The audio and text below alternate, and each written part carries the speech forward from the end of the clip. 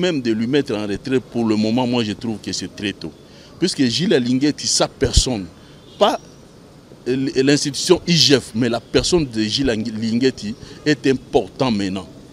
Seulement pour ce nom-là seulement, si quelqu'un entend que Gilles Alinguetti ou les services de Gilles Alinguetti vont venir chez vous, même chez nous, tout le monde a peur. Mais lorsqu'on va enlever Gilles Alinguetti, celui qui est là, on ne le connaît pas. Nous n'allons pas entrer dans les pouvoirs discrétionnaires du président de la République. Bon, parce que l'âge ici de la retraite, c'est 65 ans. Bon, nous ne savons pas, par exemple, lui, il a quel âge. C'est ça encore l'autre problème. Parce qu'on peut juger maintenant, mais on ne connaît pas son âge. Bon, s'il en est ici, c'est aussi, on dit, c'est toujours la loi. Dans la loi, après 65 ans, il faut aller en retraite. Si c'est ça, je ne sais pas un problème.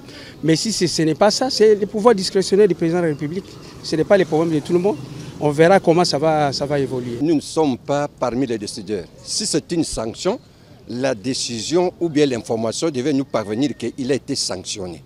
Mais il est écrit qu'il a été mis à la retraite. Ça veut dire que son travail, ce qu'il a rendu à la nation, il est arrivé au terme. Vu son âge dans l'administration, il a un âge donné pour que la personne aille se reposer.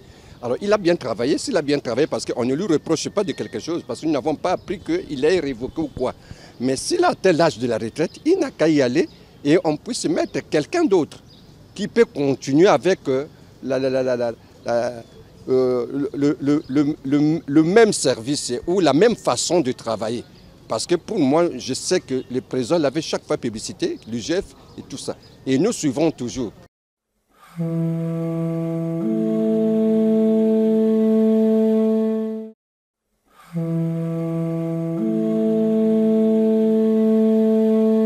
Je me demande si nous sommes dans un pays autre que les pays qui sont au monde. Parce que Matata Ponyo, c'est quelqu'un comme tout le monde. Ni il est au-dessus de la loi. À chaque fois qu'il y a un problème, les immunités, est-ce que ces immunités sont seulement pour lui?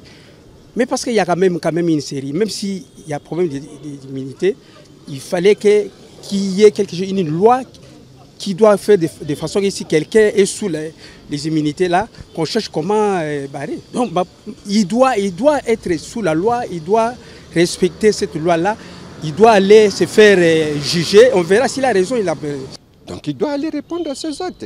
Le Parlement n'a rien à couvrir le bavure des gens des autres. Le Parlement, c'est le peuple. Il doit se prononcer parce que l'argent qui a été utilisé là-bas, tout ça, c'est l'argent du peuple. Mais comment nos représentants peuvent opposer quelqu'un qui a lapidé leur argent et qui puisse bénéficier d'une immunité interminable? Non, ça ne se fait pas. Moi, je trouve que la Cour constitutionnelle est en train de pécher. Puisque cette histoire-là, c'est déjà l'année passée, je pense. Nous avons suivi que la Cour constitutionnelle était incapable de parler des immunités de Matata Ponyo pour enlever ça. On s'acharne sur lui sur base de quoi?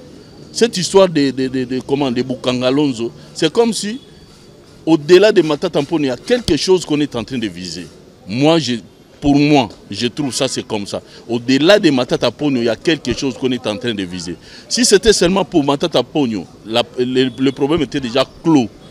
Mais si on revient encore sur le problème de Matata Ponyo pour la Cour constitutionnelle, moi je trouve qu'il y a quelque chose qu'on cache au-delà de Matata Ponyo.